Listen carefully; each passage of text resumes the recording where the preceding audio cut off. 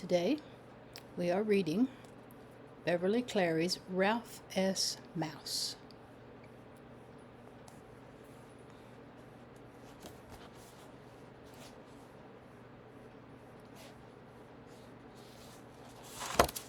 There you are. Ralph S. Mouse. What does the S stand for, do you think?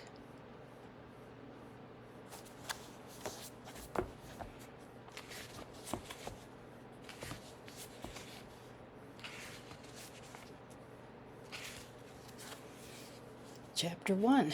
A Dark and Snowy Night. Night winds moaning around corners and whistling through cracks dashed snow against the windows of the Mountain View Inn. Inside, a fire crackled in the stone fireplace.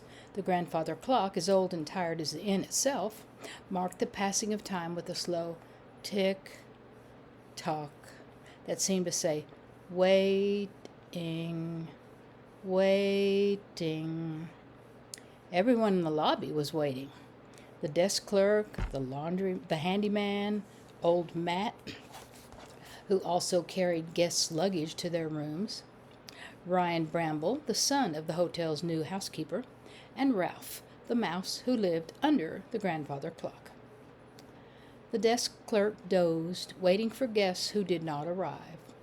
Matt leaned against the wall to watch television while he waited for the desk clerk to close up for the night. Ryan, sitting on the floor to watch television, waited for his mother to tell him to go to bed because he had to go to school the next day. And there is Ryan sitting on the floor.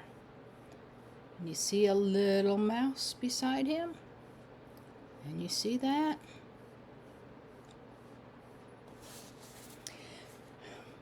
Ralph, crouched beside Ryan, waited for the adults to leave so he could bring out his mouse-sized motorcycle.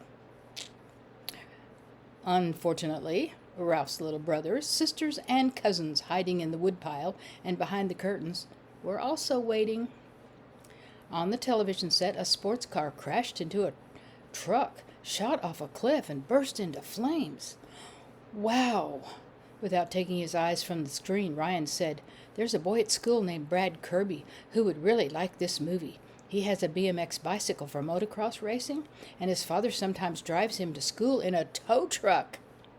A police car followed the sports car over the cliff before Ryan added, "Brian isn't very friendly to me. He is sort of a loner." Ralph was more interested in television than in Ryan's problems. "If I had a sports car like that, I wouldn't let it run off a cliff," he said. Ralph was an unusual mouse.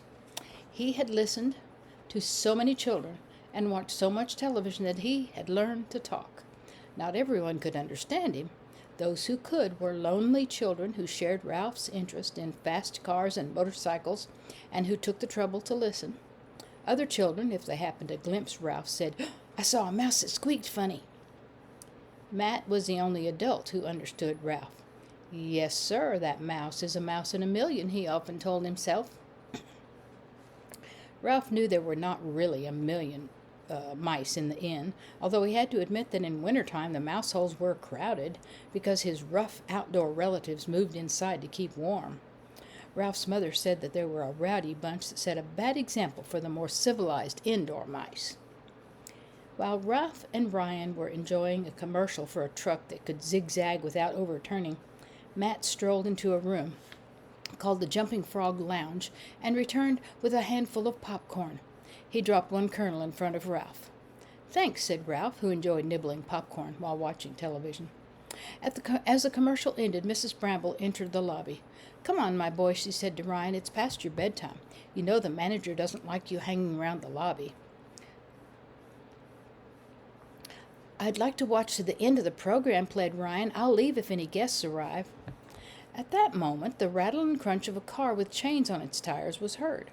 So Ryan rose and walked backward out of the lobby so he wouldn't miss the high-speed, siren-screaming chase on the television screen. As he left, he gave Ralph a little wave with his fingertips, a wave no one else would notice. Ralph wished Ryan could stay up all night like a mouse.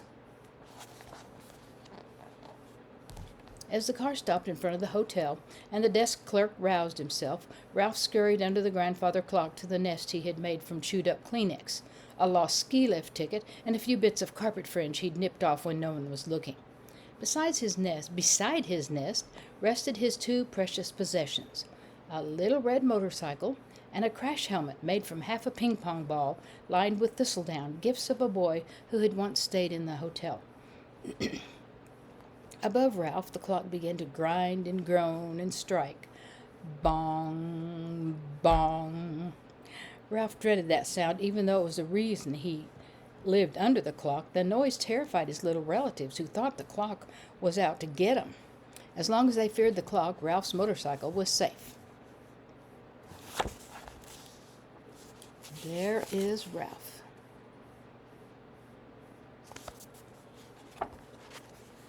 The car door slammed. Feet stomped on the porch. When Matt opened the door to let two people blow into the lobby, a blast of freezing air sent Ralph's nest swirling around in bits. Never mind, thought Ralph, peeking out at two pair of boots, the kind known as waffle stompers, which had thick treads that held snow. "Do you have a room for the night?" The owner of the larger boots asked the desk clerk. Let's see," murmured the clerk, who always behaved as if the hotel might be full, even though he knew it was not. "Stop pretending," thought Ralph, who was tired of waiting. "Well," the desk clerk ended the suspense, "I can let you have room 207. Just fill out this card, please." Ralph's keen ears heard the scratch of a pen and the rattle of a key. He winced when the clerk banged the bell on the desk for Matt, even though Matt was standing right there, waiting to carry the guest's bag. "Never mind," said one of the guests to Matt. "We can find our room." The pair picked up their luggage and stepped into the elevator, leaving behind puddles of melted snow. Guests at this hotel often insisted on carrying luggage to avoid tipping Matt. After the elevator door closed, Ralph worried that the puddles might dry before he had the lobby to himself. Time dragged on. The man in the red vest who worked in the Jumping Frog Lounge came out, yawned, and remarked that he might as well stay closed for the night. The television station went off the air. The desk clerk locked the front door and left. If any more guests arrived, they would have to ring the night bell. Matt began to turn out the lights. At last. Ralph threw his leg over his motorcycle, adjusted the rubber band that held his crash helmet in place, and grasped his tail so that it would not become tangled in the spokes. Then, because as everyone knows, a toy motorcycle moves when someone makes a noise like a motorcycle, Ralph took a deep breath and went, "Rum, rum, rum," and shot out from under the clock. Gradually, he picked up speed and zoomed through a puddle. Wings of water fanned out from his wheels. It was a thrilling experience.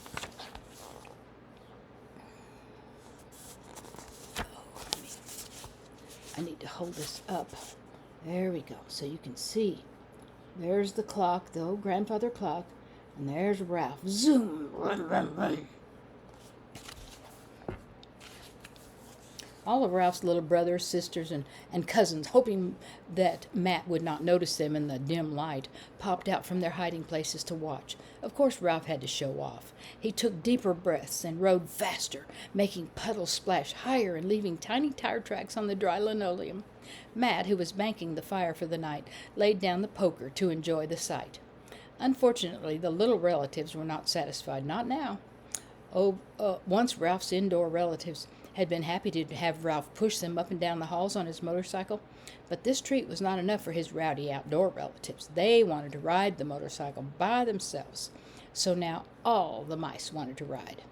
They came running and jumping across the threadbare carpet to the linoleum, squealing, "I want to ride! Give me a turn! Come on, Ralph, get off and let us use it!" Ralph started to whiz around in a figure 8 when his tires slipped and the motorcycle tipped. He lost control and landed in icy, dirty water. That was from the boots, remember, the snow melted. The daring outdoor mice waded out to grab the motorcycle, but Ralph was quick.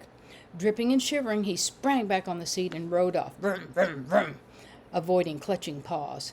If only he could make his relatives behave. "You're too little," said Ralph through chattering teeth as he swerved to miss tiny toes. "You would forget to hang on to your tails and you'd get them tangled in my spokes."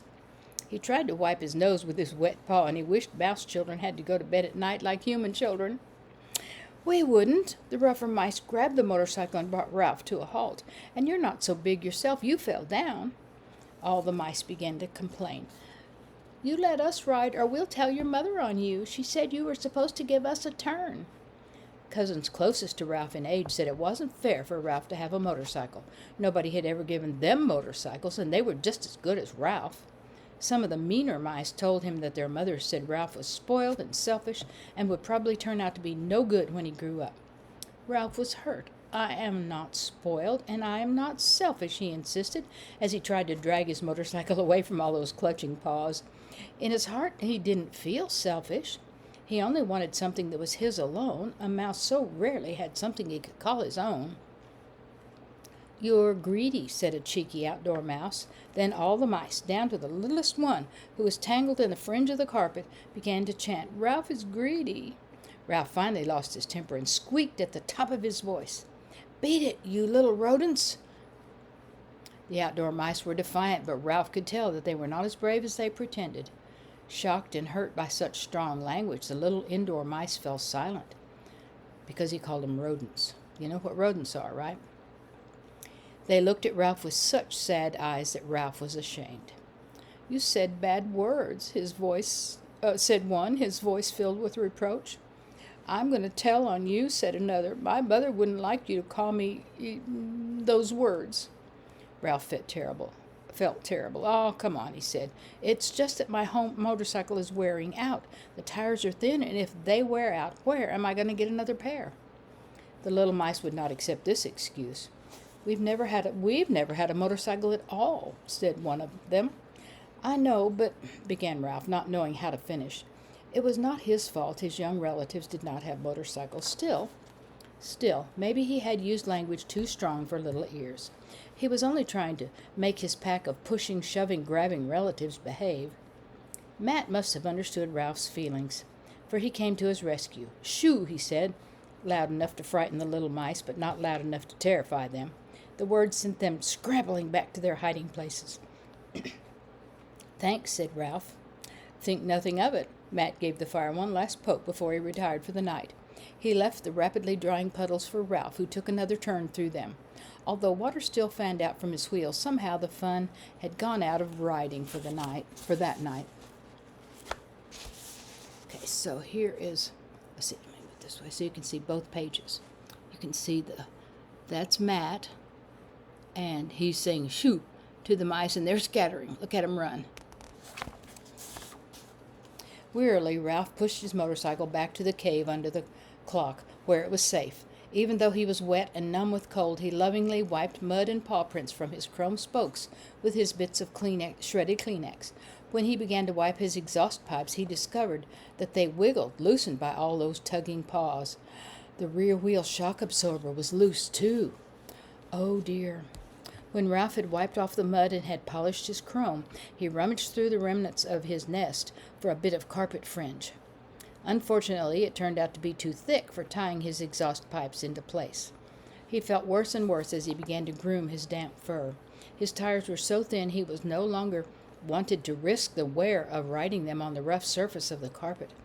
His motorcycle was wearing out. None of his relatives liked him. They were going to tattle on him. In the morning, his mother would venture downstairs to lecture him on the evils of selfishness and bad language. She would also lecture him on his duty to set a good example to the little mice.